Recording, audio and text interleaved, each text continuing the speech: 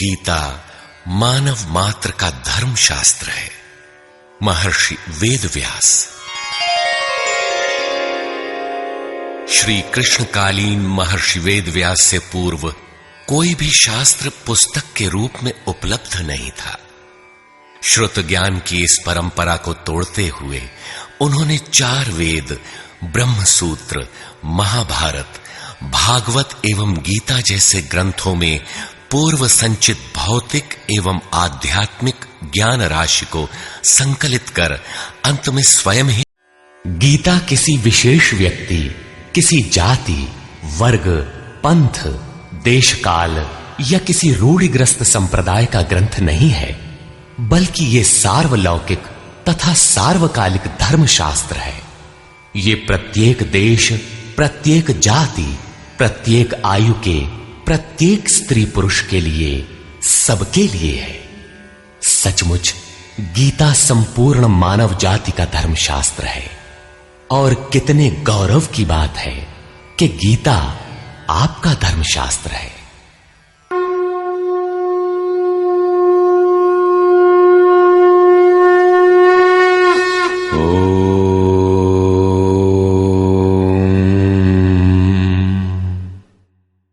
श्री परमात्मने नमः। यथार्थ गीता, श्रीमद् भगवत गीता, अथ चतुर्थोऽध्याय। अध्याय 3 में योगेश्वर श्री कृष्ण ने आश्वस्त किया था कि दोष दृष्टि से रहित होकर जो भी मानव श्रद्धा युक्त हो मेरे मत के अनुसार चलेगा, वो कर्मों के बंधन से भली प्रकार छूट जाएगा। कर्म बंधन से मुक्ति दिलाने की क्षमता योग, ज्ञान योग या कर्म योग दोनों में है। योग में ही युद्ध संचार निहित है। प्रस्तुत अध्याय में वे बताते हैं कि इस योग का प्रणेता कौन है, इसका क्रमिक विकास कैसे होता है। श्री भगवान वाच।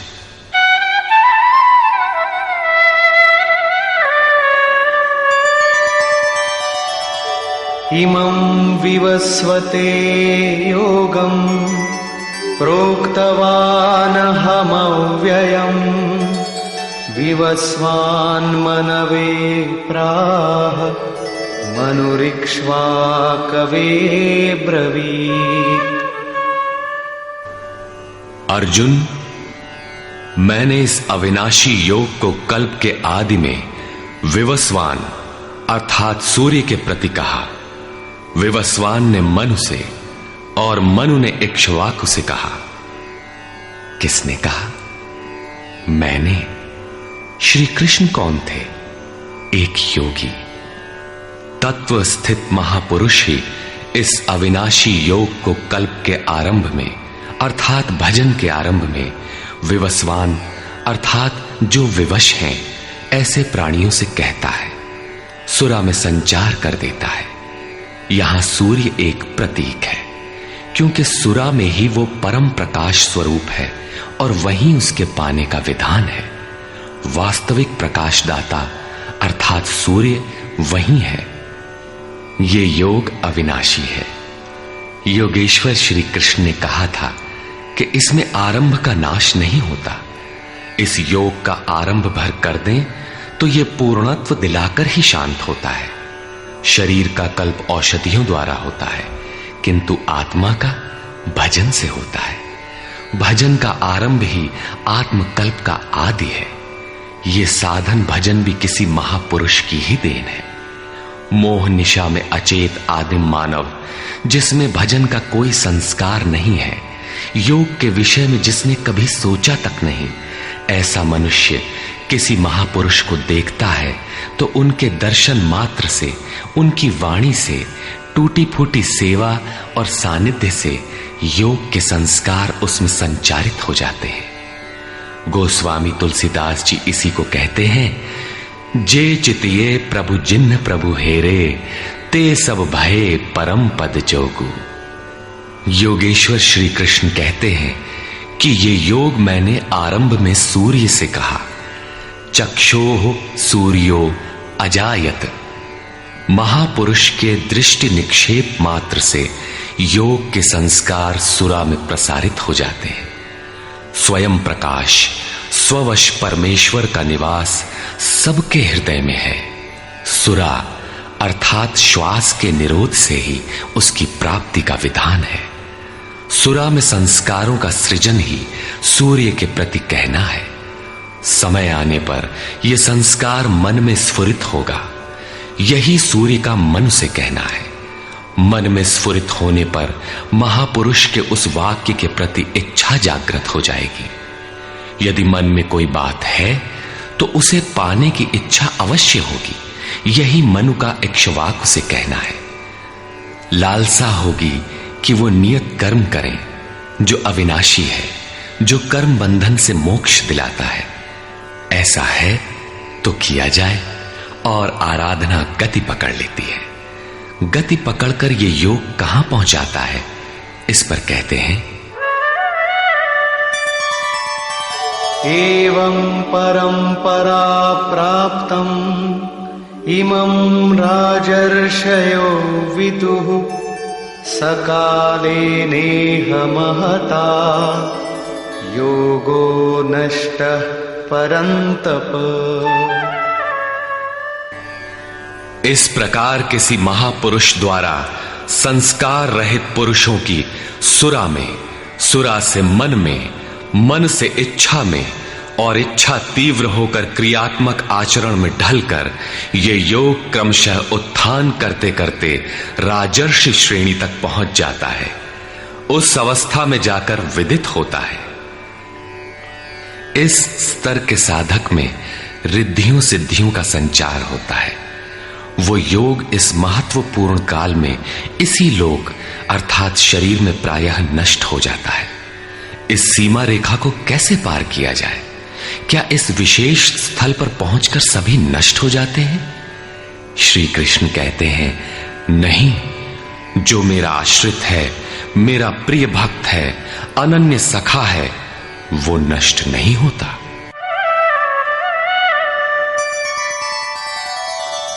स एवायं मया तेद्य योगः प्रोक्तः पुरातनः भक्तोऽसि मे सखा चेति रहस्यं ह्येतदुत्तमम्।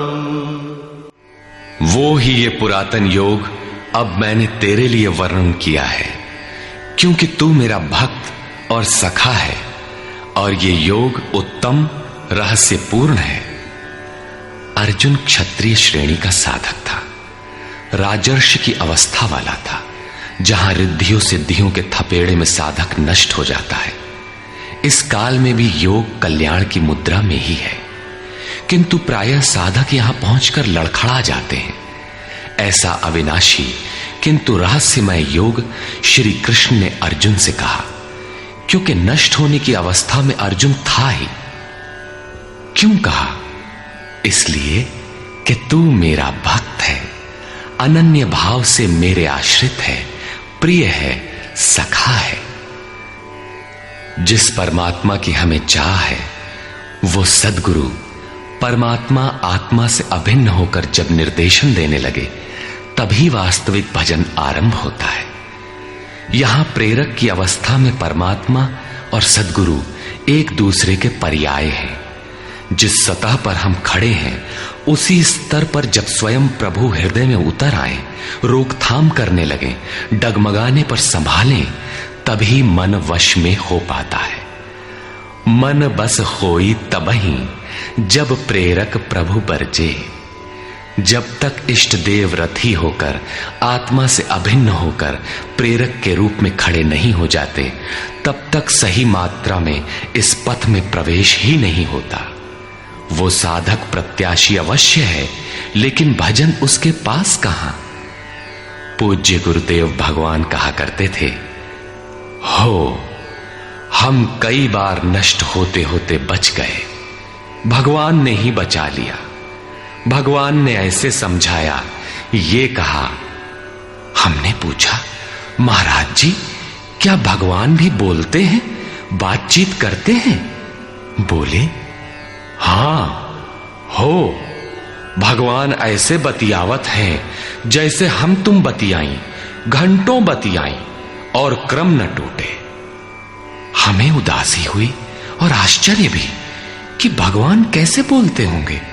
ये तो बड़ी नई बात है। कुछ देर बाद महाराज जी बोले, काहे घबराता है, तो हूं से बतियाई हैं। अक्षरशः सत्य था उनका कथन, और यही सख्य भाव है। सखा की तरह वे निराकरण करते रहें, तभी इस नष्ट होने वाली स्थिति से साधक पार हो पाता है। अभी तक योगेश्वर श्री कृष्ण ने किसी महापुरुष द्वारा योग के आरंभ, इसमें आने वाले व्यवधान, उससे पार पाने का रास्ता बताया। इस पर अर्जुन ने प्रश्न किया। अर्जुन उवाच,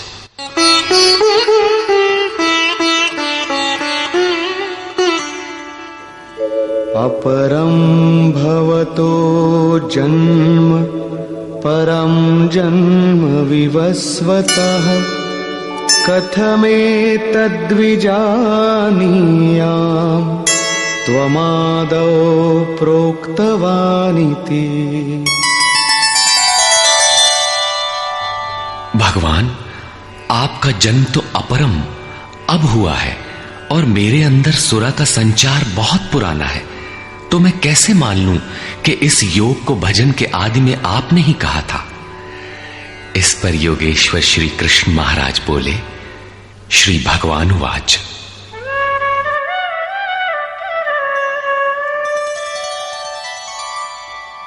बहूनि मे व्यतीतानि जन्मानि तव चार्जुन तान्यहं वेद सर्वाणि न त्वं वेत्थ परन्तप। अर्जुन, मेरे और तेरे बहुत से जन्म हो चुके हैं। हे परम तप, उन सबको तू नहीं जानता, किंतु मैं जानता हूं। साधक नहीं जानता, स्वरूपस्थ महापुरुष जानता है, अव्यक्त की स्थिति वाला जानता है। क्या आप सबकी तरह पैदा होते हैं? श्री कृष्ण कहते हैं, नहीं, स्वरूप की प्राप्ति शरीर प्राप्ति से भिन्न है। मेरा जन्म इन आंखों से नहीं देखा जा सकता। मैं अजन्मा, अव्यक्त, शाश्वत होते हुए भी शरीर के आधार वाला हूं। अवधू जीवत में कर आशा, मुए मुक्ति गुरु कहे स्वार्थी, झूठा दे विश्वासा। शरीर के रहते ही उस परम तत्व में प्रवेश पाया जाता है। लेश मात्र भी कमी है तो जन्म लेना पड़ता है। अभी तक अर्जुन श्री कृष्ण को अपने समान देहधारी समझता है। वो अंतरंग प्रश्न रखता है, क्या आपका जन्म वैसा ही है जैसा सबका है? क्या आप भी शरीरों की तरह पैदा होते हैं? श्री कृष्ण कहते हैं, अजोऽपि सन्नव्ययात्मा भूतानामीश्वरोऽपि सन् प्रकृतिं स्वामधिष्ठाय संभवाम्यात्ममायया।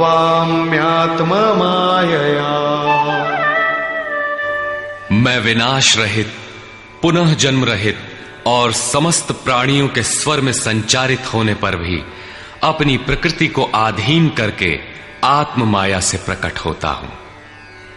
एक माया तो अविद्या है, जो प्रकृति में ही विश्वास दिलाती है, नीच एवं अधम योनियों का कारण बनती है। दूसरी माया है आत्म माया, जो आत्मा में प्रवेश दिलाती है, स्वरूप के जन्म का कारण बनती है। इसी को योग माया भी कहते हैं, जिससे हम विलग हैं। उस शाश्वत स्वरूप से ये जोड़ती है, मिलन कराती है। उस आत्मिक प्रक्रिया द्वारा मैं अपनी त्रिगुणमयी प्रकृति को अधीन करके ही प्रकट होता हूं। प्रायः लोग कहते हैं कि भगवान का अवतार होगा तो दर्शन कर लेंगे।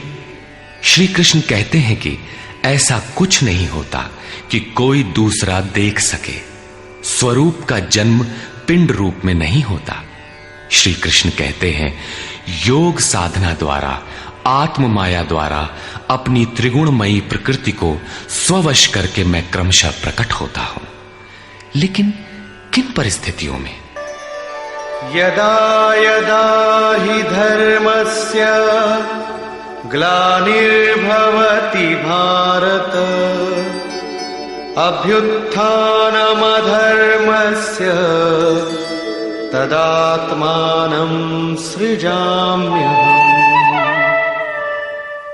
हे अर्जुन, जब जब परम धर्म परमात्मा के लिए हृदय ग्लानि से भर जाता है, जब अधर्म की वृद्धि से भाविक पार पाते नहीं देखता, तब मैं आत्मा को रचने लगता हूं। जब आपका हृदय अनुराग से पूरित हो जाए, उस शाश्वत धर्म के लिए गदगद गिरा नयन बह नीरा की स्थिति आ जाए, जब प्रयत्न करके भी अनुरागी अधर्म का पार नहीं पाता, ऐसी परिस्थिति में मैं अपने स्वरूप को रचता हूं।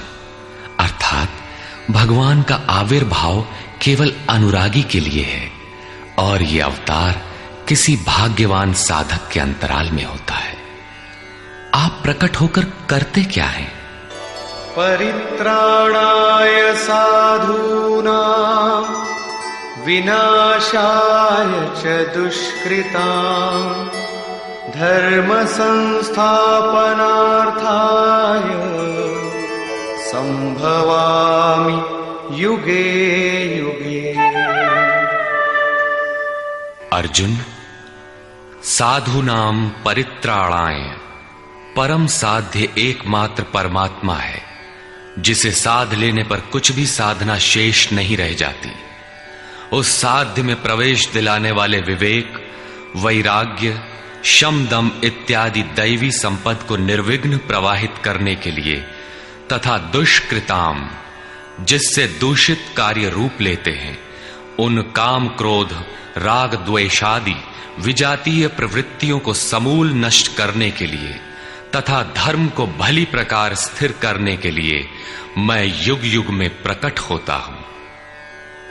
युग का तात्पर्य सतयुग, त्रेता, द्वापर में नहीं। युग धर्मों का उतार चढ़ाव मनुष्यों के स्वभाव पर है। युग धर्म सदैव रहे हैं। मानस में संकेत है, नित जुग धर्म हो ही सब केरे, हृदय राम माया के प्रेरे। युग धर्म सभी के हृदय में नित्य होते रहते हैं। अविद्या से नहीं बल्कि विद्या से, राम माया की प्रेरणा से हृदय में होते हैं, जिसे प्रस्तुत श्लोक में आत्म माया कहा गया है। वही है राम माया। हृदय में राम की स्थिति दिला देने वाली, राम से प्रेरित है वो विद्या। कैसे समझा जाए कि अब कौन सा युग कार्य कर रहा है? तो शुद्ध सत्व समता विज्ञाना, कृत प्रभाव प्रसन्न मन जाना। जब हृदय में शुद्ध सत्व गुण ही कार्यरत हो, राजस तथा तामस दोनों गुण शांत हो जाएं, विषमताएं समाप्त हो गई हों, जिसका किसी से द्वेष न हो, विज्ञान हो, अर्थात इष्ट से निर्देशन लेने और उस पर टिकने की क्षमता हो, मन में प्रसन्नता का पूर्ण संचार हो, जब ऐसी योग्यता आ जाए तो सतयुग में प्रवेश मिल गया।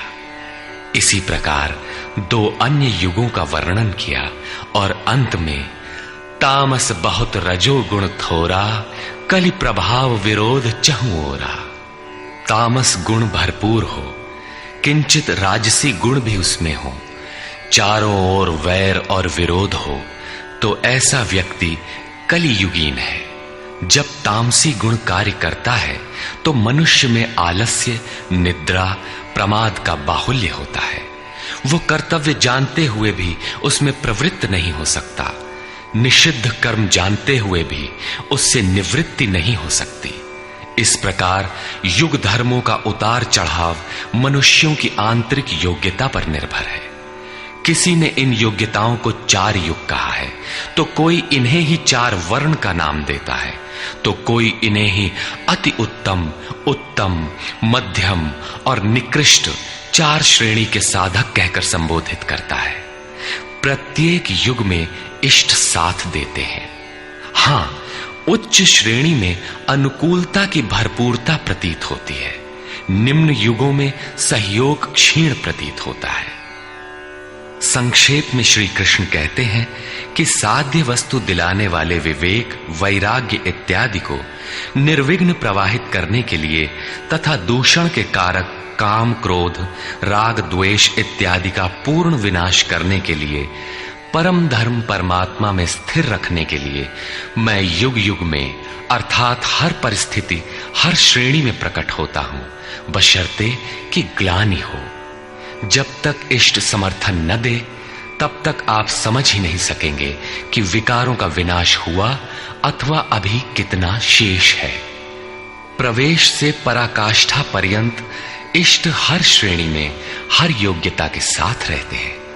उनका प्राकट्य अनुरागी के हृदय में होता है। भगवान प्रकट हैं तब तो सभी दर्शन करते होंगे। श्री कृष्ण कहते हैं, नहीं। जन्म कर्म च मे दिव्यम् एवं यो वेत्ति तत्वतः त्यक्त्वा देहं पुनर्जन्म नैति मामेति सोऽर्जुन। अर्जुन, मेरा वो जन्म अर्थात ग्लानि के साथ स्वरूप की रचना तथा मेरा कर्म अर्थात दुष्कृतियों के कारणों का विनाश, साध्य वस्तु को दिलाने वाली क्षमताओं का निर्दोष संचार, धर्म की स्थिरता, ये कर्म और जन्म दिव्य अर्थात अलौकिक है, लौकिक नहीं है। इन चर्म चक्षुओं से उसे देखा नहीं जा सकता, मन बुद्धि से उसे मापा नहीं जा सकता। जब इतना गूढ़ है तो उसे देखता कौन है? केवल यो वेत्ति तत्वतः, केवल तत्वदर्शी ही मेरे इस जन्म और कर्म को देखता है और मेरा साक्षात करके वो पुनर्जन्म को नहीं प्राप्त होता बल्कि मुझे प्राप्त होता है। जब तत्वदर्शी ही भगवान के जन्म और कार्य को देख पाता है तो लोग लाखों की संख्या में भीड़ लगाए क्यों खड़े हैं कि कहीं अवतार होगा तो दर्शन करेंगे? क्या आप तत्वदर्शी हैं? महात्मा वेश में आज भी विविध तरीके से, मुख्यतः महात्मा वेश की आड़ में बहुत से लोग प्रचार करते फिरते हैं कि वे अवतार हैं, या उनके दलाल प्रचार कर देते हैं। लोग भेड़ की तरह अवतार को देखने टूट पड़ते, किंतु श्री कृष्ण कहते हैं कि केवल तत्वदर्शी ही देख पाता है। अब तत्वदर्शी किसे कहते हैं? अध्याय 2 में सत असत का निर्णय देते हुए योगेश्वर श्री कृष्ण ने बताया था कि अर्जुन, असत वस्तु का अस्तित्व नहीं है और सत का तीनों कालों में कभी अभाव नहीं है। तो क्या आप ऐसा कहते हैं? बताया उन्होंने, नहीं, तत्वदर्शियों ने इसे देखा, न किसी भाषाविद ने देखा, न किसी समृद्धिशाली ने देखा। यहां पुनः बल देते हैं कि मेरा आविर्भाव तो होता है लेकिन उसे तत्वदर्शी ही देख पाता है। तत्वदर्शी एक प्रश्न है। ऐसा कुछ नहीं कि 5 तत्व हैं, 25 तत्व हैं, इनकी गणना सीख ली और हो गए तत्वदर्शी। श्री कृष्ण ने आगे बताया कि आत्मा ही परम तत्व है। आत्मा परम से संयुक्त होकर परमात्मा हो जाता है। आत्म साक्षात्कार करने वाला ही इस आविर्भाव को समझ पाता है। सिद्ध है कि अवतार किसी विरही अनुरागी के हृदय में होता है। आरंभ में उसे वो समझ नहीं पाता कि हमें कौन संकेत देता है, कौन मार्गदर्शन करता है, किंतु परम तत्व परमात्मा के दर्शन के साथ ही वो देख पाता है, समझ पाता है और फिर शरीर को त्याग कर पुनर्जन्म को प्राप्त नहीं होता। श्री कृष्ण ने कहा कि मेरा जन्म दिव्य है, इसे देखने वाला मुझे प्राप्त होता है। तो लोगों ने उनकी मूर्ति बना ली, पूजा करने लगे, आकाश में कहीं उनके निवास की कल्पना कर ली। ऐसा कुछ नहीं है। उन महापुरुषों का आशय केवल इतना था कि यदि आप निर्धारित कर्म करें तो पाएंगे कि आप भी दिव्य हैं। आप जो हो सकते हैं वो मैं हो गया हूं। मैं आपकी संभावना हूं, आपका ही भविष्य हूं। अपने भीतर आप जिस दिन ऐसी पूर्णता पा लेंगे तो आप भी वही होंगे जो श्री कृष्ण है। जो श्री कृष्ण का स्वरूप है वही आपका भी हो सकता है। अवतार कहीं बाहर नहीं होता।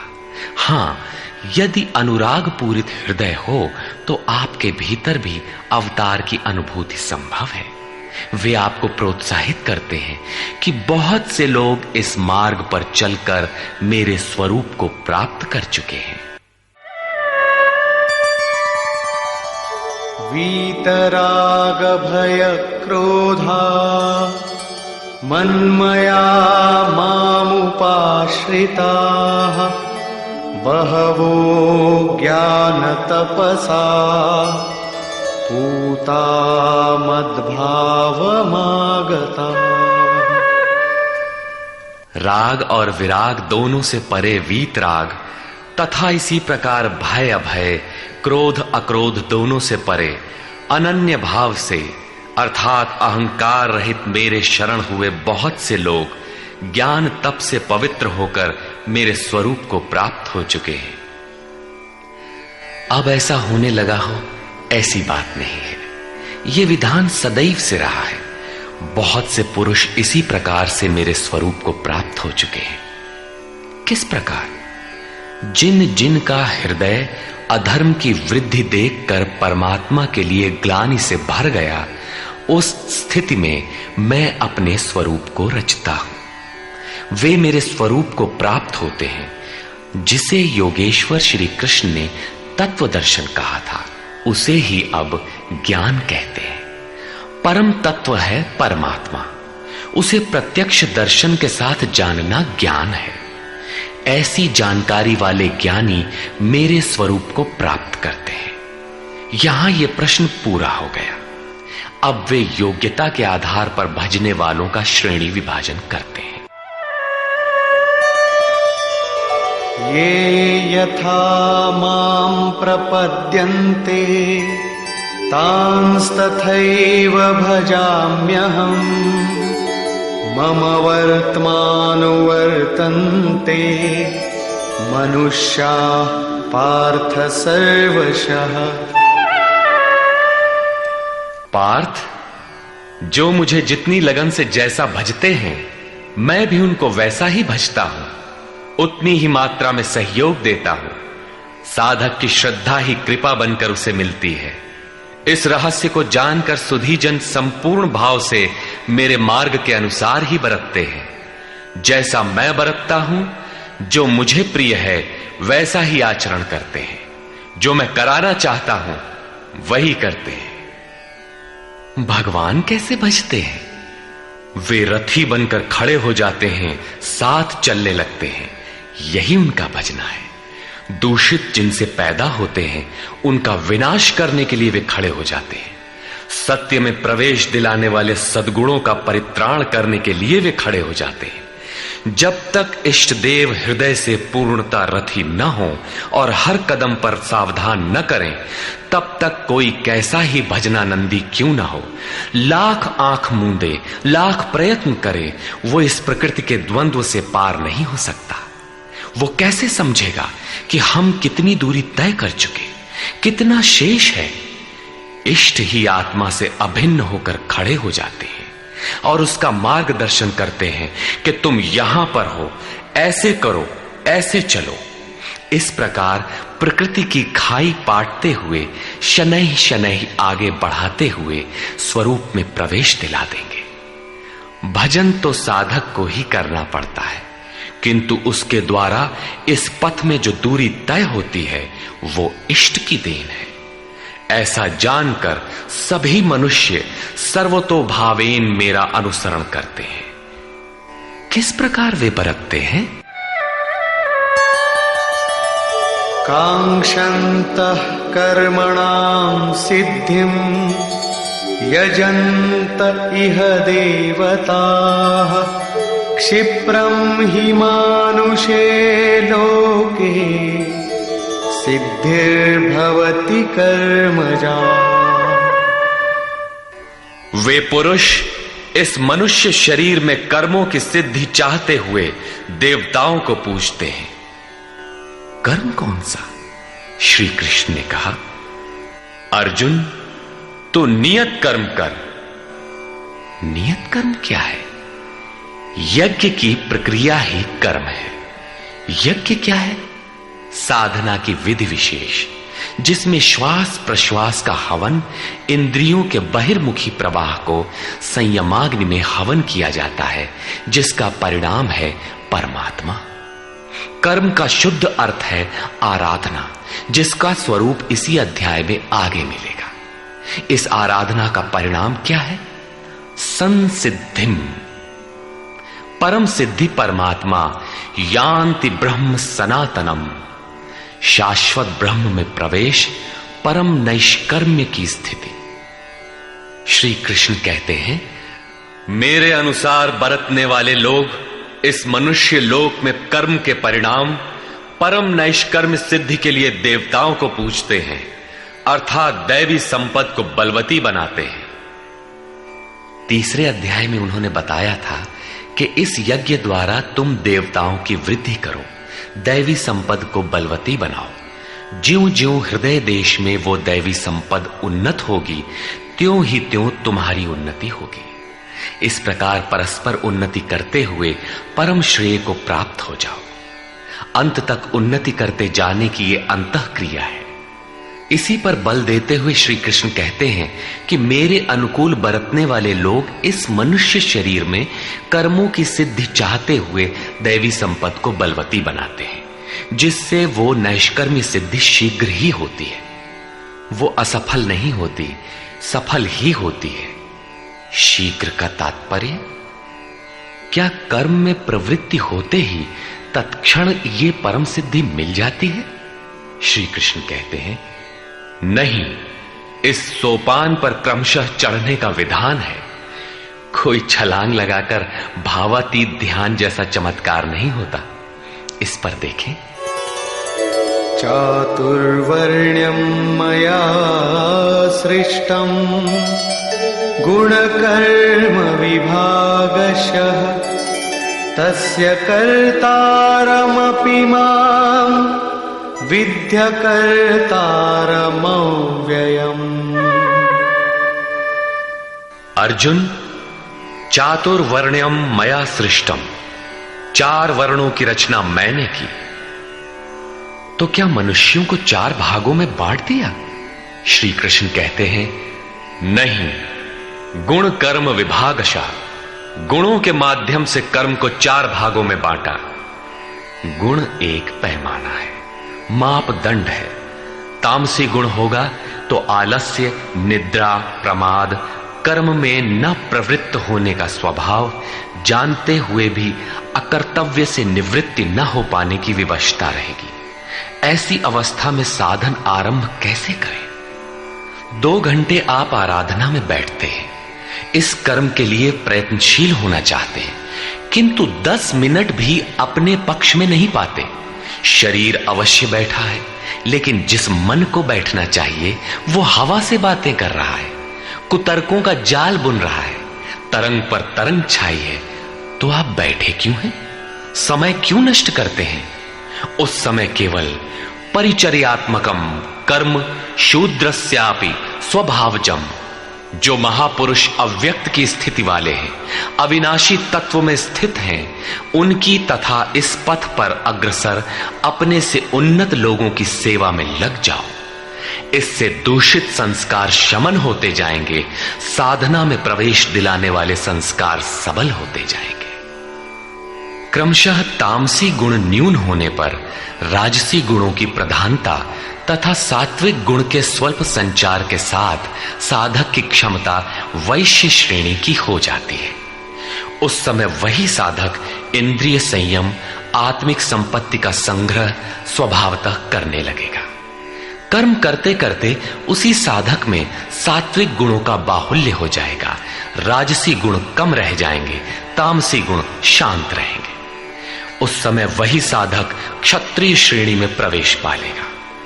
शौर्य, कर्म में प्रवृत्त रहने की क्षमता, पीछे न हटने का स्वभाव, सब भावों पर स्वामी भाव, प्रकृति के तीनों गुणों को काटने की क्षमता उसके स्वभाव में ढल जाएगी। वही कर्म और सूक्ष्म होने पर, मात्र सात्विक गुण कार्यरत रह जाने पर मन का शमन, इंद्रियों का दमन, एकाग्रता, सरलता, ध्यान, समाधि, ईश्वरीय निर्देश, आस्तिकता इत्यादि ब्रह्म में प्रवेश दिलाने वाली स्वाभाविक क्षमता के साथ वही साधक ब्राह्मण श्रेणी का कहा जाता है। ये ब्राह्मण श्रेणी के कर्म की निम्नतम सीमा है। जब वही साधक ब्रह्म में स्थित हो जाता है, उस अंतिम सीमा में वो स्वयं में न ब्राह्मण रहता है, न क्षत्रिय, न वैश्य, न शूद्र, किंतु दूसरों के मार्गदर्शन हेतु वही ब्राह्मण है। कर्म एक ही है, नियत कर्म, आराधना। अवस्था भेद से इसी कर्म को ऊंची नीची 4 सीढ़ियों में बांटा। किसने बांटा? किसी योगेश्वर ने बांटा। अव्यक्त स्थिति वाले महापुरुष ने बांटा। उसके कर्ता मुझ अविनाशी को अकर्ता ही जान। क्यों?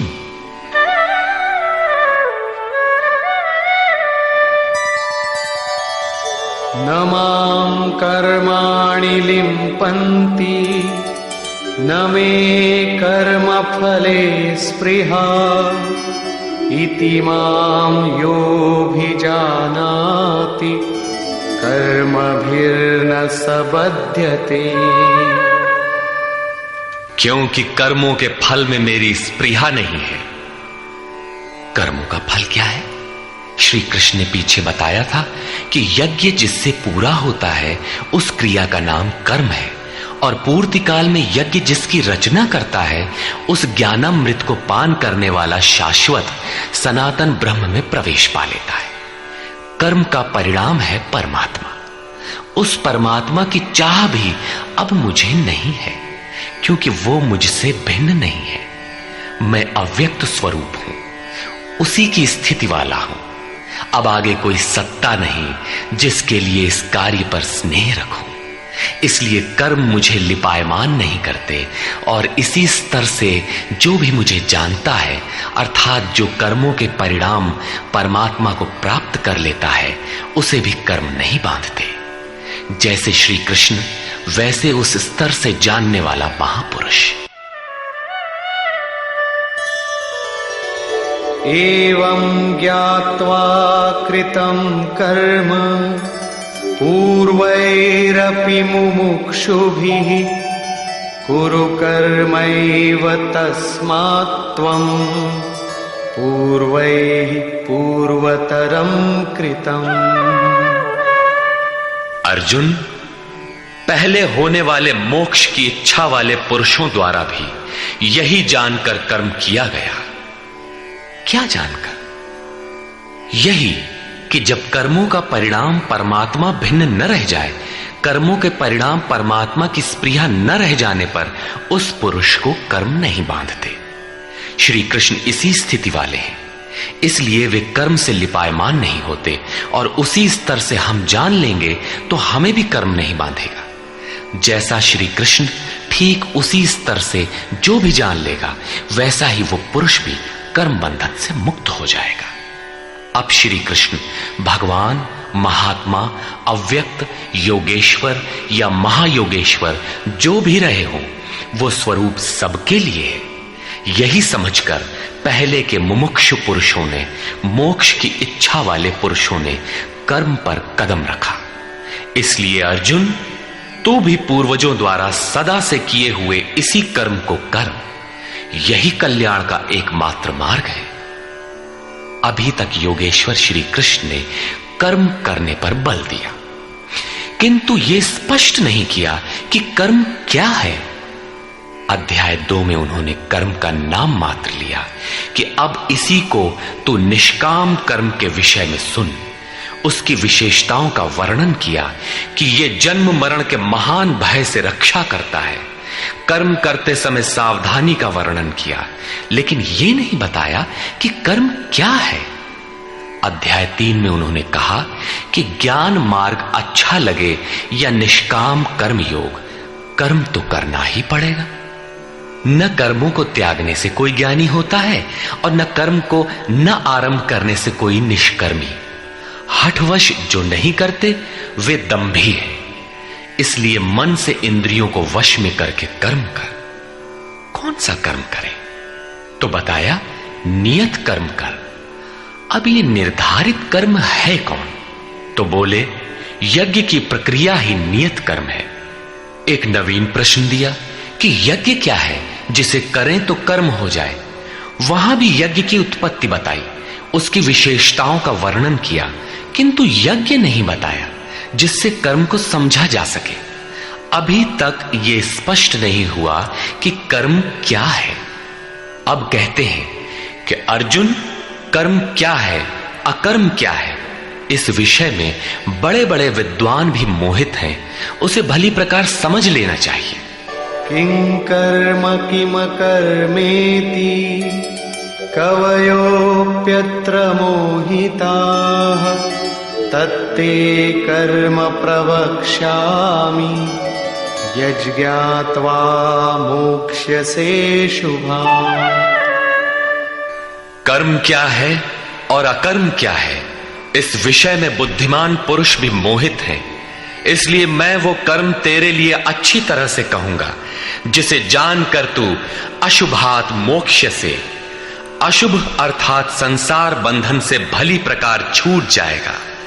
कर्म कोई ऐसी वस्तु है जो संसार बंधन से मुक्ति दिलाती है।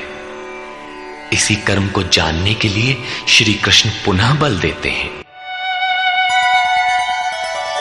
कर्मणो ह्यपि बोद्धव्यम् बोद्धव्यम् च विकर्मणः अकर्मणश्च बोद्धव्यम् गहना कर्मणो गतिः। कर्म का स्वरूप भी जानना चाहिए, अकर्म का स्वरूप भी समझना चाहिए, और विकर्म अर्थात विकल्प शून्य विशेष कर्म जो आप्त पुरुषों द्वारा होता है उसे भी जानना चाहिए, क्योंकि कर्म की गति गहन है।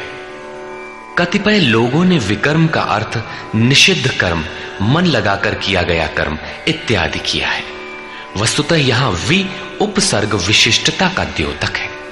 प्राप्ति के पश्चात महापुरुषों के कर्म विकल्प शून्य होते हैं। आत्मस्थित, आत्म तृप्त, आत्मकाम महापुरुषों को न तो कर्म करने से कोई लाभ है और न छोड़ने से कोई हानि ही है। फिर भी वे पीछे वालों के हित के लिए कर्म करते हैं।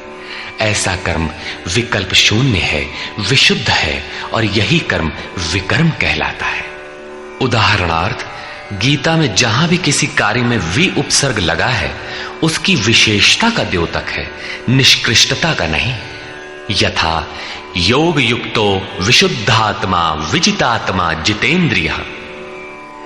अभी आपने विकर्म देखा, रहा कर्म और अकर्म, जिसे अगले श्लोक में समझने का प्रयास करें।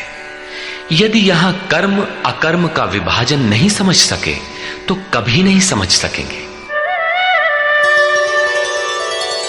कर्मण्यकर्म यः पश्येत् अकर्मणि च कर्म यः स बुद्धिमान् मनुष्येषु स युक्तः कृत्स्न कर्म कृत्। जो पुरुष कर्म में अकर्म देखे, कर्म माने आराधना अर्थात आराधना करे, और ये भी समझे कि करने वाला मैं नहीं हूं बल्कि गुणों की अवस्था ही चिंतन में हमें नियुक्त करता है, मैं इष्ट द्वारा संचालित हूं, ऐसा देखे। और जब इस प्रकार अकर्म देखने की क्षमता आ जाए और धारावाहिक रूप से कर्म होता रहे, तभी समझना चाहिए कि कर्म सही दिशा में हो रहा है। वही पुरुष मनुष्यों में बुद्धिमान है, मनुष्यों में योगी है, योग से युक्त बुद्धि वाला है और संपूर्ण कर्मों का करने वाला है। उसके द्वारा कर्म करने में लेश मात्र भी त्रुटि नहीं रह जाती। कर्म का अर्थ है भजन, कर्म का अर्थ है योग साधना को भली प्रकार संपादित करना, जिसका विशद वर्णन इसी अध्याय में आगे आ रहा है। यहां कर्म और अकर्म का केवल विभाजन किया गया, जिससे कर्म करते समय यस्य सर्वे समारम्भाः कामसङ्कल्पवर्जिताः ज्ञानाग्निदग्धकर्माणम् तमाहु पंडितम बुधाः। अर्जुन, यस्य सर्वे समारंभाः, जिस पुरुष के द्वारा संपूर्णता से आरंभ की हुई क्रिया काम संकल्प वर्जिताः क्रमशः उत्थान होते होते इतनी सूक्ष्म हो गई कि वासना और मन के संकल्प विकल्प से ऊपर उठ गई। कामना और संकल्पों का निरोध होना मन की विजेतावस्था है। अतः कर्म कोई ऐसी वस्तु है जो इस मन को कामना और संकल्प विकल्प से ऊपर उठा देता है। उस समय ज्ञानाग्नि दग्ध कर्माणम, अंतिम संकल्प के भी शमन के साथ, जिसे हम नहीं जानते, जिसे जानने के लिए हम इच्छुक थे, उस परमात्मा की प्रत्यक्ष जानकारी हो जाती है। क्रियात्मक पथ पर चलकर परमात्मा की प्रत्यक्ष जानकारी का नाम ही ज्ञान है। उस ज्ञान के साथ ही दग्ध कर्माणम, कर्म सदा के लिए दग्ध हो जाते हैं। जिसे पाना था पा लिया, आगे कोई सत्ता नहीं जिसकी शोध करे, इसलिए कर्म करके ढूंढे भी तो किसे। उस जानकारी के साथ कर्म की आवश्यकता समाप्त हो जाती है। ऐसी स्थिति वालों को ही बोध स्वरूप महापुरुषों ने पंडित कहकर संबोधित किया है। उनकी जानकारी पूर्ण है। ऐसी स्थिति वाला महापुरुष करता क्या है, रहता कैसे है, उसकी रहनी पर प्रकाश डालते हैं। त्यक्त्वा कर्मफलासंगम् नित्यतृप्तो निराश्रयः कर्मण्यभिप्रवृत्तोऽपि नैव किंचित् करोति सः। अर्जुन, वह पुरुष सांसारिक आश्रय से रहित होकर नित्य वस्तु परमात्मा में ही तृप्त रहकर कर्मों के फल परमात्मा की आसक्ति को भी त्याग कर कर्म में अच्छी प्रकार बरतता हुआ भी कुछ नहीं करता। निराशीर्यत चित्तात्मा त्यक्त सर्व परिग्रहः शारीरं केवलं कर्म कुर्वन्नाप्नोति किल्बिषम्।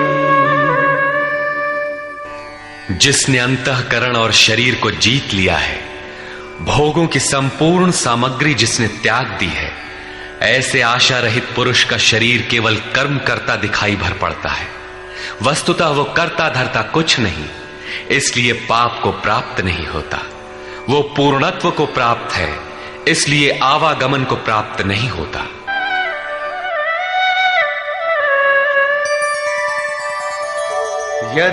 यदृच्छालाभ संतुष्टो द्वन्द्वातीतो विमत्सरः समः सिद्धावसिद्धौ च कृत्वापि न निबध्यते। अपने आप जो कुछ भी प्राप्त हो उसी में संतुष्ट रहने वाला, सुख दुख राग द्वेष और हर्ष शोकादि द्वंद्वों से परे, विमत्सरः ईर्ष्या रहित तथा सिद्धि और असिद्धि में समभाव वाला पुरुष कर्मों को करके भी नहीं बंधता। सिद्धि अर्थात जिसे पाना था वो अब भिन्न नहीं है और वो कभी विलग भी नहीं होगा, इसलिए असिद्धि का भी भय नहीं है। इस प्रकार सिद्धि और असिद्धि में समभाव वाला पुरुष कर्म करके भी नहीं बंधता। कौन सा कर्म वो करता है? वही नियत कर्म, यज्ञ की प्रक्रिया। इसी को दोहराते हुए कहते हैं,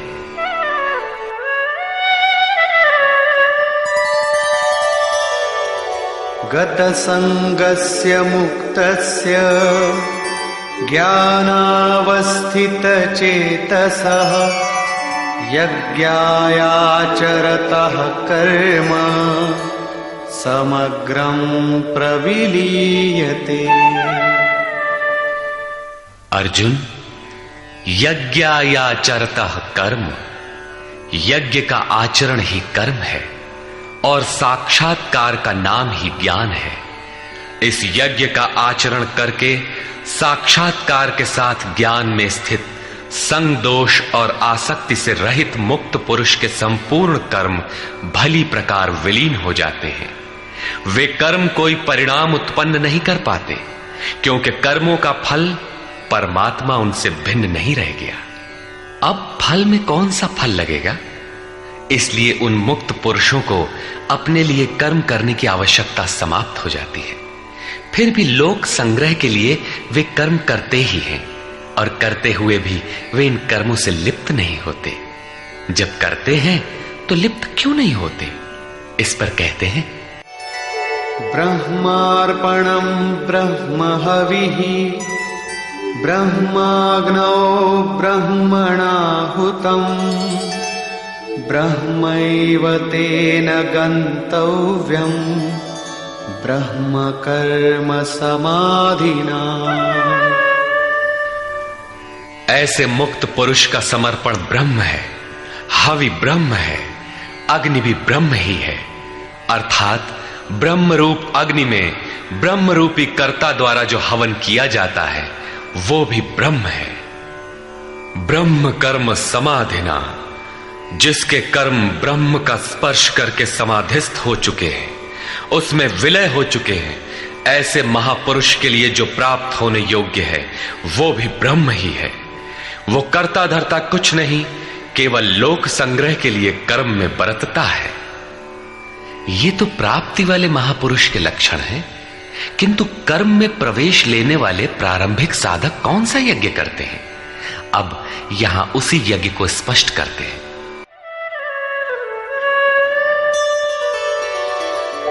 दैवमेवापरे यज्ञं योगिनः पर्युपासते ब्रह्माग्नावपरे यज्ञं यज्ञेनैवोपजुह्वति। गत श्लोक में योगेश्वर श्री कृष्ण ने परमात्म स्थित महापुरुषों के यज्ञ का निरूपण किया, किंतु दूसरे योगी जो अभी उस तत्व में स्थित नहीं हुए हैं, क्रिया में प्रवेश करने वाले हैं, वे आरंभ कहां से करें? इस पर कहते हैं कि दूसरे योगी लोग दैवम यज्ञम अर्थात दैवी संपद को अपने हृदय में बलवती बनाते हैं, जिसके लिए ब्रह्मा का निर्देश था कि इस यज्ञ द्वारा तुम लोग देवताओं की उन्नति करो। ज्यों ज्यों हृदय देश में दैवी संपद अर्जित होगी, वही तुम्हारी प्रगति होगी और क्रमशः परस्पर उन्नति करके परम श्रेय को प्राप्त करो। दैवी संपद को हृदय देश में बलवती बनाना प्रवेशिका श्रेणी के योगियों का यज्ञ है। वो दैवी संपद अध्याय 16 के आरंभिक 3 श्लोकों में वर्णित है। जो हैं तो सब में केवल महत्वपूर्ण कर्तव्य समझकर उनकी जागृति करें, उनमें लगे। इन्हीं को इंगित करते हुए योगेश्वर ने कहा कि अर्जुन, तू शोक मत कर, क्योंकि तू दैवी संपद को प्राप्त हुआ है। तू मुझ में निवास करेगा, मेरे ही शाश्वत स्वरूप को प्राप्त करेगा, क्योंकि ये दैवी संपद परम कल्याण के लिए ही है। और इसके विपरीत आसुरी संपद नीच और अधम योनियों का कारण है। इसी आसुरी संपद का हवन होने लगता है, इसलिए ये यज्ञ है और यहीं से यज्ञ का आरंभ है।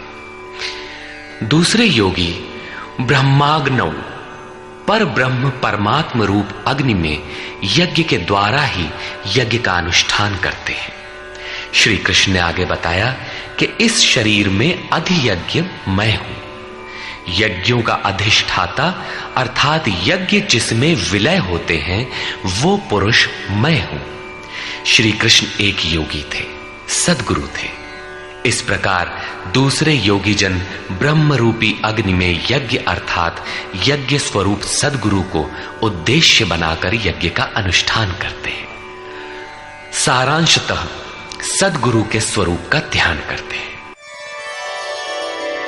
श्रोत्रादीनीन्द्रियाण्यन्ये संयमाग्निषु जुह्वति शब्दादीन् विषयानन्य इंद्रियाग्निषु जुह्वति। अन्य योगी जन श्रोत्रादिक अर्थात श्रोत्र, नेत्र, त्वचा, जिह्वा, नासिका सब इंद्रियों को संयम रूपी अग्नि में हवन करते हैं, अर्थात इंद्रियों को विषयों से समेटकर संयत कर लेते हैं। यहां आग नहीं जलती। जैसे अग्नि में डालने से हर वस्तु भस्मसात हो जाती है, ठीक इसी प्रकार संयम ही एक अग्नि है जो इंद्रियों के संपूर्ण बहिर्मुखी प्रवाह को दग्ध कर देता है। दूसरे योगी लोग शब्दादिक अर्थात शब्द, स्पर्श, रूप, रस और गंध विषयों को इंद्रिय रूपी अग्नि में हवन कर देते हैं, अर्थात उनका आशय बदलकर साधना परक बना लेते हैं। साधक को संसार में रहकर ही तो भजन करना है। सांसारिक लोगों के भले बुरे शब्द उससे टकराते ही रहते हैं। विषयोत्तेजक ऐसे शब्दों को सुनते ही साधक उनके आशय को योग, वैराग्य सहायक, वैराग्योत्तेजक भावों में बदलकर इंद्रिय रूपी अग्नि में हवन कर देते हैं। जैसे कि एक बार अर्जुन अपने चिंतन में रत था, अकस्मात उसके कर्ण कुहरों में संगीत लहरी झंझना उठी। उसने सिर उठाकर देखा तो उर्वशी खड़ी थी, जो एक वेश्या थी। सभी उसके रूप पर मुग्ध हो झूम रहे थे, किंतु अर्जुन ने उसे स्नेहिल दृष्टि से मातृवत देखा। उस शब्द रूप से मिलने वाले विकार विलीन हो गए, इंद्रियों के अंतराल में ही समाहित हो गए। यहां इंद्रिय ही अग्नि है। अग्नि में डाली हुई वस्तु जैसे भस्मसात हो जाती है, उसी प्रकार आशय बदलकर इष्ट के अनुकूल ढाल लेने पर विषयोत्तेजक रूप, रस, गंध, स्पर्श और शब्द भी भस्म हो जाते हैं। साधक पर कुप्रभाव नहीं डाल पाते। साधक इन शब्दादिकों में रुचि नहीं लेता, इन्हें ग्रहण नहीं करता। इन श्लोकों में अपरे, अन्य शब्द एक ही साधक की ऊंची नीची अवस्थाएं हैं। एक ही यज्ञकर्ता का ऊंचा नीचा स्तर है, न कि अपरे अपरे कहने से कोई अलग अलग यज्ञ। सर्वाणीन्द्रियकर्माणि प्राणकर्माणि चापरे आत्मसंयमयोगाग्नौ जुह्वति ज्ञानदीपिते। अभी तक योगेश्वर ने जिस यज्ञ की चर्चा की, उसमें क्रमशः दैवी संपत्ति को अर्जित किया जाता है। इंद्रियों की संपूर्ण चेष्टाओं का संयम किया जाता है। बलात् विषयोत्तेजक शब्दादिकों के टकराने पर भी उनका आशय बदलकर उनसे बचा जाता है। इससे उन्नत अवस्था होने पर दूसरे योगी जन संपूर्ण इंद्रियों की चेष्टाओं तथा प्राण के व्यापार को साक्षात्कार सहित ज्ञान से प्रकाशित परमात्म स्थिति रूपी योगाग्नि में हवन करते हैं। जब संयम की पकड़ आत्मा के साथ तद्रूप हो जाती है, प्राण और इंद्रियों का व्यापार भी शांत हो जाता है, उस समय विषयों को उद्दीप्त करने वाली और इष्ट में प्रवृत्ति दिलाने वाली दोनों धाराएं आत्मसात हो जाती हैं। परमात्मा में स्थिति मिल जाती है, यज्ञ का परिणाम निकल आता है। ये है यज्ञ की पराकाष्ठा। जिस परमात्मा को पाना था उसी में स्थिति आ गई तो शेष क्या रहा। पुनः योगेश्वर श्री कृष्ण यज्ञ को भली प्रकार समझाते हैं। द्रव्ययज्ञास्तपो यज्ञा योगयज्ञास्तथा परे स्वाध्यायज्ञानयज्ञाश्च यतयः संशितव्रता। अनेक लोग द्रव्य यज्ञ करते हैं, अर्थात आत्मपथ में महापुरुषों की सेवा में पत्र पुष्प अर्पण करते हैं। वे समर्पण के साथ महापुरुषों की सेवा में द्रव्य लगाते हैं। श्री कृष्ण आगे कहते हैं कि भक्ति भाव से पत्र पुष्प फल जल जो कुछ भी मुझे देता है उसे मैं खाता हूं और उसका परम कल्याण सृजन करने वाला होता हूं। यह भी यज्ञ ही है। हर आत्मा की सेवा करना, भूले हुए को आत्म पथ पर लाना द्रव्य यज्ञ है, क्योंकि प्राकृतिक संस्कारों को जलाने में समर्थ है। इसी प्रकार कई पुरुष तपोयज्ञ, स्वधर्म पालन में इंद्रियों को तपाते हैं, अर्थात स्वभाव से उत्पन्न क्षमता के अनुसार यज्ञ की निम्न और उन्नत अवस्थाओं के बीच तपते हैं। इसी पथ की अल्पज्ञता में पहली श्रेणी का साधक शूद्र परिचर्या द्वारा, वैश्य दैवी संपद के संग्रह द्वारा, क्षत्रिय काम क्रोधादि के उन्मूलन द्वारा और ब्राह्मण ब्रह्म में प्रवेश की योग्यता के स्तर से इंद्रियों को तपाता है। सबको एक जैसा परिश्रम करना पड़ता है। वास्तव में यज्ञ एक ही है, अवस्था के अनुसार ऊंची नीची श्रेणियां गुजरती जाती है। पूज्य महाराज जी कहते थे, मन सहित इंद्रियों और शरीर को लक्ष्य के अनुरूप तपाना ही तप कहलाता है। ये लक्ष्य से दूर भागेंगे, इन्हें समेट कर उधर ही लगाओ। अनेक पुरुष योग यज्ञ का आचरण करते हैं। प्रकृति में भटकती हुई आत्मा का प्रकृति से परे परमात्मा से मिलन का नाम योग है। योग की परिभाषा अध्याय 6/23 में दृष्टव्य है। सामान्यतः दो वस्तुओं का मिलन योग कहलाता है। कागज से कलम मिल गया, थाली और मेज मिल गए तो क्या योग हो गया? नहीं, ये तो पंचभूतों से निर्मित पदार्थ हैं, एक ही है, दो कहां? दो प्रकृति और पुरुष हैं। प्रकृति में स्थित आत्मा अपने ही शाश्वत रूप परमात्मा में प्रवेश पा जाता है तो प्रकृति पुरुष में विलीन हो जाती है। यही योग है। अतः अनेक पुरुष इस मिलन में सहायक शम, दम इत्यादि नियमों का भली प्रकार आचरण करते हैं। योग यज्ञ करने वाले तथा अहिंसादि तीक्ष्ण व्रतों से युक्त यत्नशील पुरुष स्वाध्याय ज्ञान यज्ञाश्च, स्वयं का अध्ययन, स्वरूप का अध्ययन करने वाले ज्ञान यज्ञ के कर्ता है। यहां योग के अंगों अर्थात यम, नियम, आसन, प्राणायाम, प्रत्याहार, धारणा, ध्यान और समाधि, इनको अहिंसादि तीक्ष्ण व्रतों से निर्दिष्ट किया गया है। अनेक लोग स्वाध्याय करते हैं। पुस्तक पढ़ना तो स्वाध्याय का आरंभिक स्तर मात्र है। विशुद्ध स्वाध्याय है स्वयं का अध्ययन, जिससे स्वस्वरूप की उपलब्धि होती है, जिसका परिणाम है ज्ञान अर्थात साक्षात्कार। यज्ञ का अगला चरण बताते हैं। अपाने जुह्वति प्राणम, प्राणे पानम तथा परे, प्राणापान गतिरुद्ध्वा प्राणायाम परायणा। बहुत से योगी अपान वायु में प्राण वायु का हवन करते हैं और उसी प्रकार प्राण वायु में अपान वायु का हवन करते हैं। इससे सूक्ष्म अवस्था हो जाने पर अन्य योगी जन प्राण और अपान दोनों की गति रोककर प्राणायाम के परायण हो जाते हैं। जिसे श्री कृष्ण प्राणापान कहते हैं उसी को महात्मा बुद्ध अनापान कहते हैं। इसी को उन्होंने श्वास प्रश्वास भी कहा है।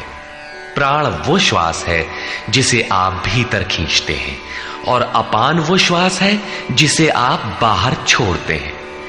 योगियों की अनुभूति है कि आप श्वास के साथ बाह्य वायुमंडल के संकल्प भी ग्रहण करते हैं और प्रश्वास में इसी प्रकार आंतरिक भले बुरे चिंतन की लहर फेंकते रहते हैं। बाह्य किसी संकल्प का ग्रहण न करना प्राण का हवन है तथा भीतर संकल्पों को न उठने देना अपान का हवन है।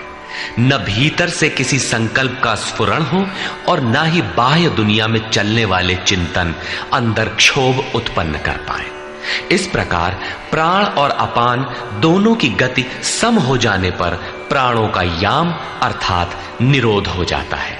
यही प्राणायाम है। ये मन की विजितावस्था है। प्राणों का रुकना और मन का रुकना एक ही बात है। प्रत्येक महापुरुष ने इस प्रकरण को लिया है। वेदों में इसका उल्लेख है, चत्वारि वाक पारमिता पदानि। इसी को पूज्य महाराज जी कहा करते थे। हो एक ही नाम को 4 श्रेणियों से जपा जाता है, बैखरी, मध्यमा, पश्यंती और परा। बैखरी उसे कहते हैं जो व्यक्त हो जाए, नाम का इस प्रकार उच्चारण हो कि आप सुने और बाहर कोई बैठा हो तो उसे भी सुनाई पड़े। मध्यमा अर्थात मध्यम स्वर में जप, जिसे केवल आप ही सुने, बगल में बैठा हुआ व्यक्ति भी उस उच्चारण को सुन न सके। ये उच्चारण कंठ से होता है।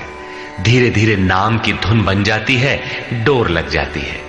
साधना और सूक्ष्म हो जाने पर पश्यंती अर्थात नाम देखने की अवस्था आ जाती है। फिर नाम को जपा नहीं जाता, यही नाम श्वास में ढल जाता है। मन को दृष्टा बनाकर खड़ा कर दें, देखते बर रहें कि सांस कहती क्या है, सांस आती है कब, बाहर निकलती है कब, कहती है क्या। महापुरुषों का कहना है कि ये सांस नाम के सिवाय और कुछ कहती ही नहीं। साधक नाम का जप नहीं करता, केवल उससे उठने वाली धुन को सुनता है, सांस को देखता भर है, इसलिए इसे पश्यंती कहते हैं। पश्यंती में मन को दृष्टा के रूप में खड़ा करना पड़ता है, किंतु साधन और उन्नत हो जाने पर सुनना भी नहीं पड़ता। एक बार सुरत लगा भर दे, स्वतः सुनाई देगा। जपय न जपावे अपने से आवे, न स्वयं जपो न मन को सुनने के लिए बाध्य करो, और जप चलता रहे। इसी का नाम है अजपा। ऐसा नहीं कि जप प्रारंभ ही न करें और आ गई अजपा। यदि किसी ने जप नहीं प्रारंभ किया तो अजपा नाम की कोई वस्तु भी उसके पास नहीं होगी। अजपा का अर्थ है हम न जपें, किंतु जाप हमारा साथ न छोड़े। एक बार सुरत का कांटा लगा भर दें तो जप प्रवाहित हो जाए और अनवरत चलता रहे। इस स्वाभाविक जप का नाम है अजपा, और यही है परावाणी का जप। यह प्रकृति से परे तत्व परमात्मा में प्रवेश दिलाती है। इसके आगे वाणी में कोई परिवर्तन नहीं है। परम का दिग्दर्शन करा के उसी में विलीन हो जाती है, इसलिए इसे परा कहते हैं। मन श्वास के साथ जुड़ा है। जब श्वास पर दृष्टि है, श्वास में नाम ढल चुका है, भीतर से न तो किसी संकल्प का उत्थान है और न बाह्य वायुमंडल के संकल्प भीतर प्रवेश कर पाते हैं। यही मन पर विजय की अवस्था है। इसी के साथ यज्ञ का परिणाम निकल आता है। अपरे नियताहाराः प्राणान् प्राणेषु जुह्वति सर्वेप्येते यज्ञविदो यज्ञक्षपितकल्मषाः। दूसरे नियमित आहार करने वाले प्राण को प्राणों में ही हवन करते हैं। पूज्य महाराज जी कहा करते थे कि योगी का आहार दृढ़, आसन दृढ़ और निद्रा दृढ़ होनी चाहिए। आहार विहार पर नियंत्रण बहुत आवश्यक है। ऐसे अनेक योगी प्राण को प्राण में ही हवन कर देते हैं, अर्थात श्वास लेने पर ही ध्यान केंद्रित रखते हैं, प्रश्वास पर ध्यान नहीं देते। सांस आई तो सुना ओम, पुनः सांस आई तो ओम सुनते रहें। इस प्रकार यज्ञों द्वारा नष्ट पाप वाले ये सभी पुरुष यज्ञ के जानकार हैं। इन निर्दिष्ट विधियों में से यदि कहीं से भी करते हैं तो वे सभी यज्ञ के ज्ञाता हैं। अब यज्ञ का परिणाम बताते हैं।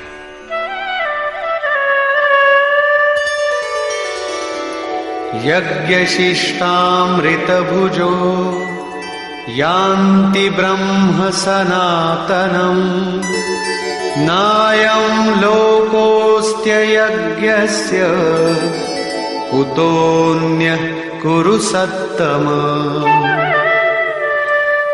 कुरुश्रेष्ठ अर्जुन, यज्ञ शिष्टामृत भुज, यज्ञ जिसकी सृष्टि करता है, जिसे अवशेष छोड़ता है, वो है अमृत।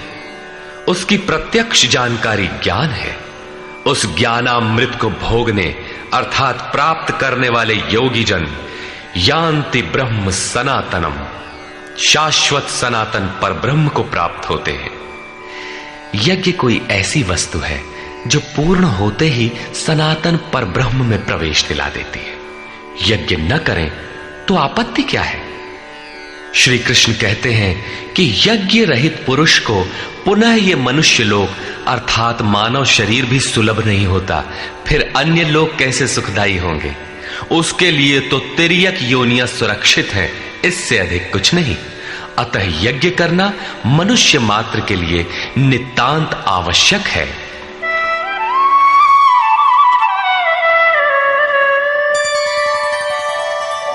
एवं बहुविधा यज्ञा वितता ब्रह्मणो मुखे कर्मजान् विद्धितान् सर्वान् एवं ज्ञात्वा विमोक्ष्यसे। इस प्रकार उपर्युक्त बहुत प्रकार के यज्ञ वेद की वाणी में कहे गए हैं, ब्रह्म के मुख से विस्तारित है। प्राप्ति के पश्चात महापुरुषों के शरीर को परब्रह्म धारण कर लेता है। ब्रह्म से अभिन्न अवस्था वाले उन महात्माओं की बुद्धि मात्र यंत्र होती है, उनके द्वारा वो ब्रह्म ही बोलता है। उसकी वाणी में इन यज्ञों का विस्तार किया गया है। इन सब यज्ञों को तू कर्मजान विद्धि, कर्म से उत्पन्न हुआ जान। यही पहले भी कहे आए हैं, यज्ञः कर्म समुद्भवः। उन्हें इस प्रकार क्रियात्मक चलकर जान लेने पर, जैसा अभी बताया था, यज्ञ करके जिनका पाप नष्ट हो चुका हो वही यज्ञ के यथार्थ ज्ञाता है। अतः अर्जुन, तू विमोक्ष्य से, संसार बंधन से पूर्णतः छूट जाएगा। यहां योगेश्वर ने कर्म को स्पष्ट कर दिया। वो हरकत कर्म है जिससे उपर्युक्त यज्ञ पूर्ण होते हैं।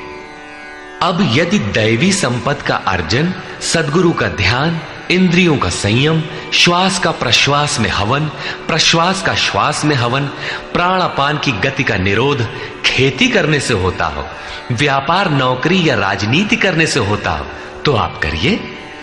यज्ञ तो ऐसी क्रिया है जो पूर्ण होते ही तत्क्षण परब्रह्म में प्रवेश दिला देती है। बाह्य किसी भी कार्य से आप तत्क्षण ब्रह्म में प्रवेश पा जाते हो तो कीजिए। वस्तुतः ये सब के सब यज्ञ चिंतन की अंतः क्रियाएं हैं, आराधना का चित्रण है जिससे आराध्य देव विदित होता है। यज्ञ उस आराध्य तक की दूरी तय करने की निर्धारित प्रक्रिया विशेष है। ये यज्ञ श्वास प्रश्वास, प्राणायाम इत्यादि जिस क्रिया से संपन्न होते हैं उस कार्य प्रणाली का नाम कर्म है। कर्म का शुद्ध अर्थ है आराधना, चिंतन। प्रायः लोग कहते हैं कि संसार में कुछ भी किया जाए हो गया कर्म, कामना से रहित होकर कुछ भी करते जाओ हो गया निष्काम कर्मयोग। कोई कहता है कि अधिक लाभ के लिए विदेशी वस्त्र बेचते हैं तो आप सकामी हैं, देश सेवा के लिए स्वदेशी बेचें तो हो गया निष्काम कर्मयोग। निष्ठापूर्वक नौकरी करें, हानि लाभ की चिंता से मुक्त होकर व्यापार करें, हो गया निष्काम कर्मयोग। जय पराजय की भावना से मुक्त होकर युद्ध करें, चुनाव लड़ें, हो गए निष्कर्मी। मरोगे तो मुक्ति हो जाएगी। वस्तुतः ऐसा कुछ भी नहीं है। योगेश्वर श्री कृष्ण ने स्पष्ट शब्दों में बताया कि इस निष्काम कर्म में निर्धारित क्रिया एक ही है, व्यवसायात्मिका बुद्धि रेकेह कुरु नंदन। अर्जुन, तू निर्धारित कर्म को कर, यज्ञ की प्रक्रिया ही कर्म है। यज्ञ क्या है? श्वास प्रश्वास का हवन, इंद्रियों का संयम, यज्ञ स्वरूप महापुरुष का ध्यान, प्राणायाम, प्राणों का निरोध। ये यज्ञ जिससे होने लगे उस क्रिया का नाम कर्म है। संपूर्ण गीता में एक भी श्लोक ऐसा नहीं है जो सांसारिक कार्य व्यापारों का समर्थन करता हो। प्रायः यज्ञ का नाम आने पर लोग बाहर एक यज्ञ वेदी बनाकर तिल जौ लेकर स्वाहा बोलते हुए हवन प्रारंभ कर देते हैं। ये एक धोखा है। द्रव्य यज्ञ दूसरा है जिसे श्री कृष्ण ने कई बार कहा, किंतु पशु बलि, वस्तुदाह इत्यादि से इसका कोई संबंध नहीं है। श्रेयान् द्रव्यमयाद् यज्ञात् ज्ञानयज्ञः परन्तप सर्वं कर्माखिलं पार्थ ज्ञाने परिसमाप्यते। अर्जुन, सांसारिक द्रव्यों से सिद्ध होने वाले यज्ञ की अपेक्षा ज्ञान यज्ञ, जिसका परिणाम ज्ञान अर्थात साक्षात्कार है, यज्ञ जिसकी सृष्टि करता है, उस अमृत तत्व की जानकारी का नाम ज्ञान है। ऐसा यज्ञ श्रेयस्कर है, परम कल्याणकारी है।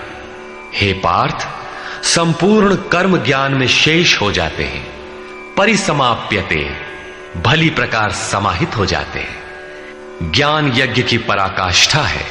उसके पश्चात कर्म किए जाने से न कोई लाभ है और न छोड़ देने से उस महापुरुष की कोई क्षति ही होती है। इस प्रकार भौतिक द्रव्यों से होने वाले यज्ञ भी यज्ञ है, किंतु उस यज्ञ की तुलना में जिसका परिणाम साक्षात्कार है, उस ज्ञान यज्ञ की अपेक्षा अत्यंत अल्प है। आप करोड़ का हवन करें, सैकड़ों यज्ञ वेदी बना लें, सतपथ पर द्रव्य लगावें, साधु संत महापुरुषों की सेवा में द्रव्य लगावें, किंतु इस ज्ञान यज्ञ की अपेक्षा अल्प है। वस्तुतः यज्ञ श्वास प्रश्वास का है, इंद्रियों के संयम का है, मन के निरोध का है, जैसा श्री कृष्ण अभी बता आए। इस यज्ञ को प्राप्त कहां किया जाए, उसकी विधि कहां से सीखें? यथा तद्विद्धि प्रणिपातेन परिप्रश्नेन सेवया उपदेक्षन्ति ते ज्ञानम् ज्ञानिनस्तत्त्वदर्शिनः। इसलिए अर्जुन, तू तत्वदर्शी महापुरुष के पास जाकर भली प्रकार प्रणत होकर, अर्थात दंडवत प्रणाम करके, अहंकार त्याग कर, शरण होकर, भली प्रकार सेवा करके, निष्कपट भाव से प्रश्न करके तो उस ज्ञान को जान। वे तत्व को जानने वाले ज्ञानी जन तेरे लिए उस ज्ञान का उपदेश करेंगे, साधना पथ पर चलाएंगे। समर्पित भाव से सेवा करने के उपरांत ही इस ज्ञान को सीखने की क्षमता आती है। तत्वदर्शी महापुरुष परम तत्व परमात्मा का प्रत्यक्ष दिग्दर्शन करने वाले हैं। वे यज्ञ की विधि विशेष के ज्ञाता हैं और वही आपको भी सिखाएंगे। यदि अन्य यज्ञ होता तो ज्ञानी तत्वदर्शी की क्या आवश्यकता थी? स्वयं भगवान के सामने ही तो अर्जुन खड़ा था।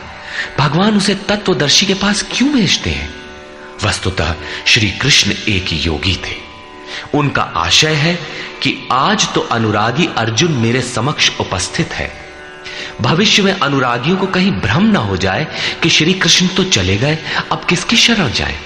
इसलिए उन्होंने स्पष्ट किया कि तत्वदर्शी के पास जाओ, वे ज्ञानी जन तुझे उपदेश देंगे और यज्ञात्वा न पुनर्मोहम् एवं यास्यसि पांडव येन भूतान्यशेषेण द्रक्ष्यस्यात्मन्यथो मयि। उस ज्ञान को उनके द्वारा समझकर तू इस प्रकार फिर कभी मोह को प्राप्त नहीं होगा। उनसे दी गई जानकारी के द्वारा उस पर चलते हुए तू अपनी आत्मा के अंतर्गत संपूर्ण भूतों को देखेगा, अर्थात सभी प्राणियों में इसी आत्मा का प्रसार देखेगा। जब सर्वत्र एक ही आत्मा के प्रसार को देखने की क्षमता आ जाएगी, उसके पश्चात तू मुझ में प्रवेश करेगा। अतः उस परमात्मा को पाने का साधन तत्व स्थित महापुरुष के द्वारा है। ज्ञान के संबंध में, धर्म और शाश्वत सत्य के संबंध में श्री कृष्ण के अनुसार किसी तत्वदर्शी से ही पूछने का विधान है।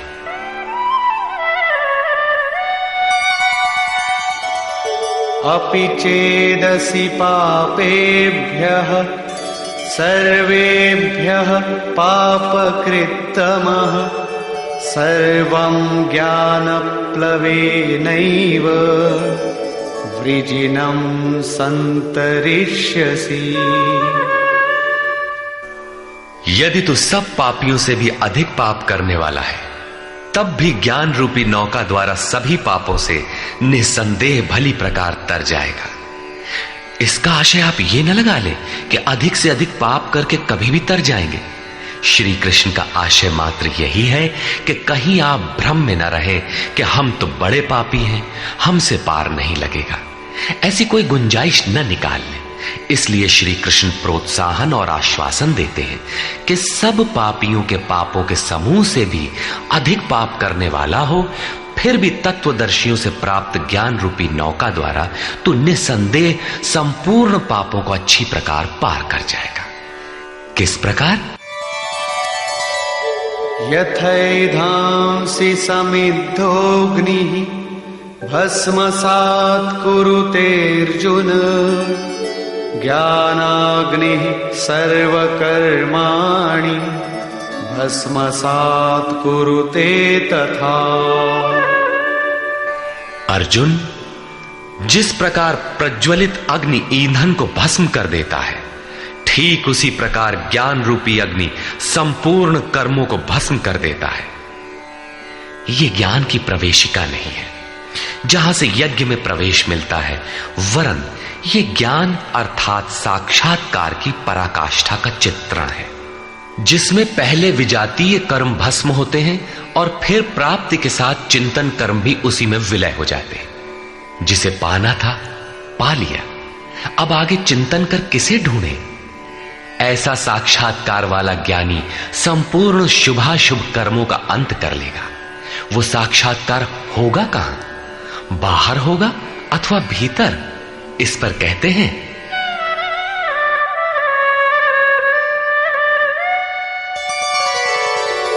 नहि ज्ञानेन सदृशं पवित्रमिह विद्यते तत्स्वयं योग संसिद्धः कालेनात्मनि विन्दति। इस संसार में ज्ञान के समान पवित्र करने वाला निसंदेह कुछ भी नहीं है। उस ज्ञान अर्थात साक्षात्कार को तू स्वयं, दूसरा नहीं, योग की परिपक्व अवस्था में, आरंभ में नहीं, अपनी आत्मा के अंतर्गत हृदय देश में ही अनुभव करेगा, बाहर नहीं। इस ज्ञान के लिए कौन सी योग्यताएं अपेक्षित हैं? योगेश्वर के ही शब्दों में, श्रद्धावान् लभते ज्ञानं तत्परः संयतेन्द्रियः ज्ञानं लब्ध्वा परां शान्तिम् अचिरेणाधिगच्छति।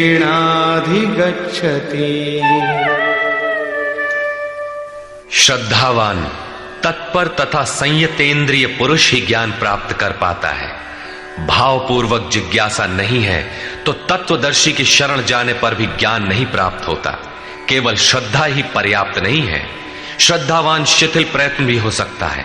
अतः महापुरुष द्वारा निर्दिष्ट पथ पर तत्परता से अग्रसर होने की लगन आवश्यक है। इसके साथ ही संपूर्ण इंद्रियों का संयम अनिवार्य है। जो वासनाओं से विरत नहीं है उसके लिए साक्षात्कार अर्थात ज्ञान की प्राप्ति कठिन है। केवल श्रद्धावान आचरणरत संयतेंद्रिय पुरुष ही ज्ञान प्राप्त करता है।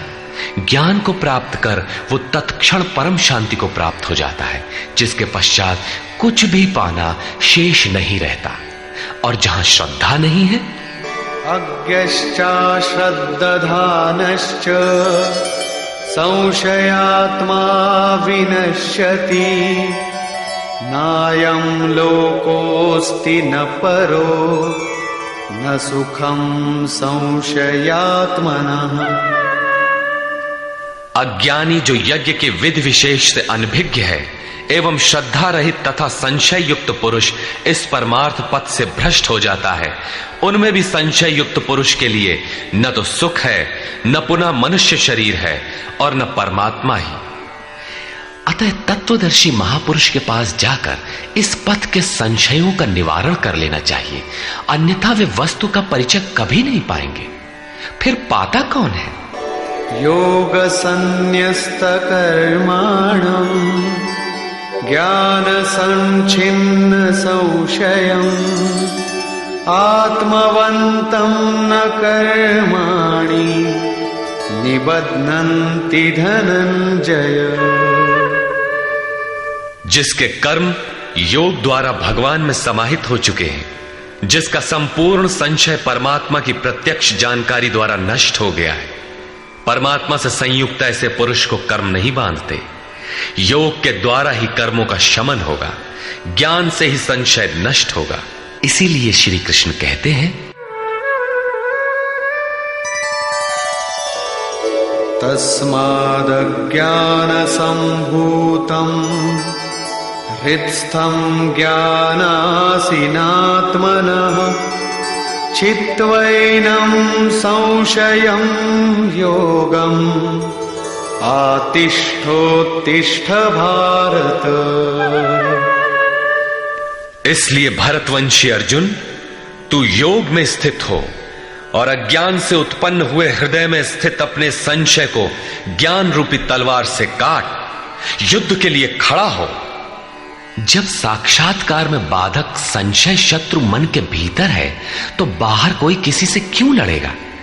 वस्तुतः जब आप चिंतन पथ पर अग्रसर होते हैं तब संशय से उत्पन्न बाह्य प्रवृत्तियां बाधा के रूप में स्वाभाविक है। ये शत्रु के रूप में भयंकर आक्रमण करती है। संयम के साथ यज्ञ की विधि विशेष का आचरण करते हुए इन विकारों का पार पाना ही युद्ध है, जिसका परिणाम परम शांति है। यही अंतिम विजय है, जिसके पीछे हार नहीं है।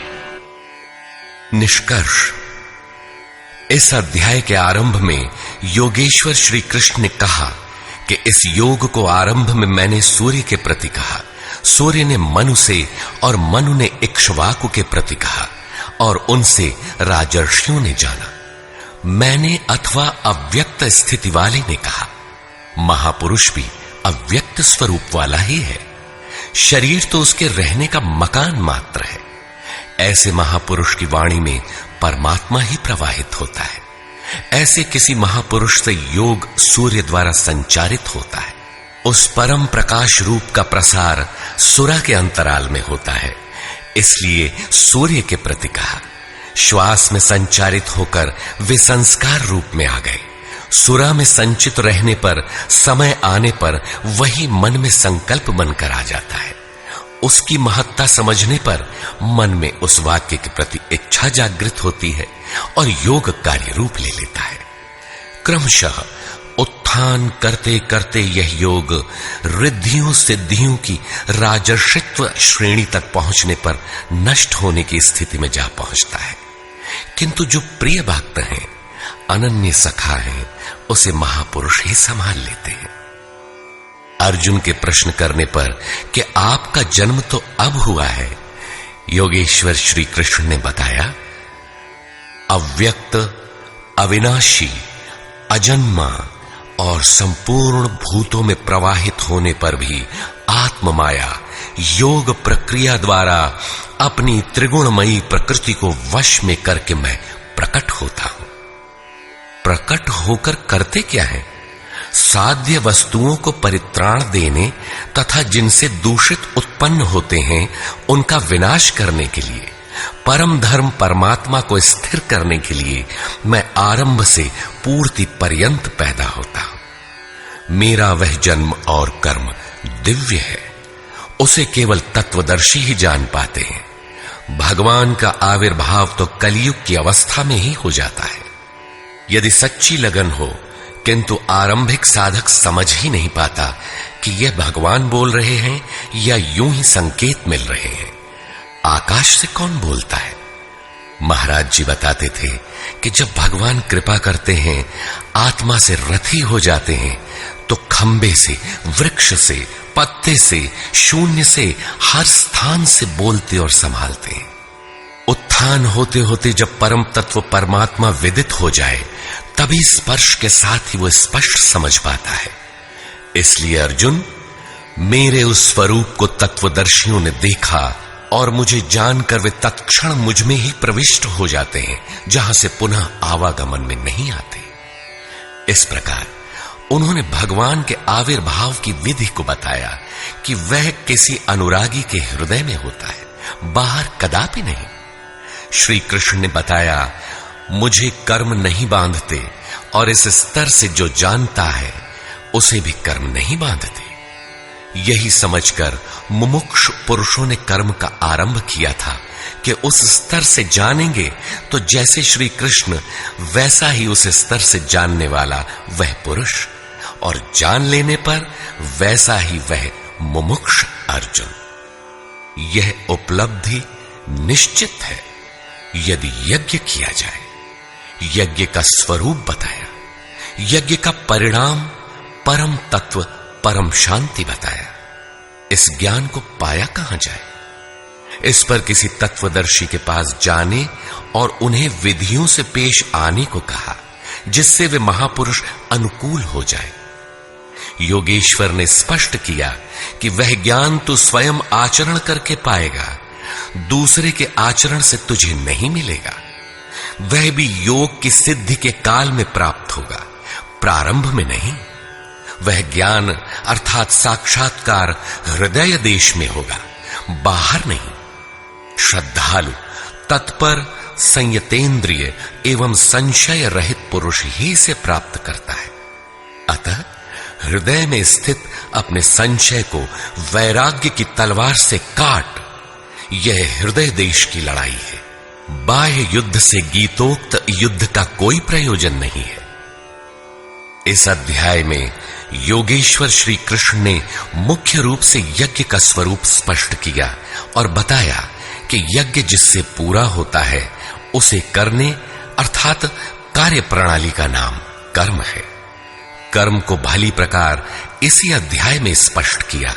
अतः ओम तत्सदिति श्रीमद् भगवद गीता सूपनिषत्सु ब्रह्म विद्यायाम योग शास्त्रे श्री कृष्णा अर्जुन संवादे यज्ञ कर्म स्पष्टीकरण नाम चतुर्थो अध्याय। इस प्रकार स्वामी अड़गड़ानंद कृत श्रीमद् भगवद गीता के भाष्य यथार्थ गीता का चौथा अध्याय पूर्ण होता है।